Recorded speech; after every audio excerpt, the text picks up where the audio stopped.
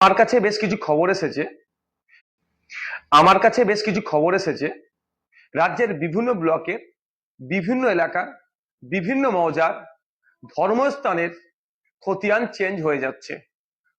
ধর্মস্থানের মালিকানাও change হয়ে যাচ্ছে। যেমন মন্দির, মসজিদ, ঈদগাহ, কবরস্থান, শ্মশান, গুরুদুয়ারা, চার্চ, যারা আছেন, যারা দেখভাল করেন, তাদের উদ্দেশ্যে আমি বলবো এগুলোর একটু সার্চ করে দেখে নিন, সার্চিং করে দেখে নিন যে মন্দিরের জায়গাটা ঠিকঠাক আছে না, 1 নম্বর খতিয়ানে চলে গেছে।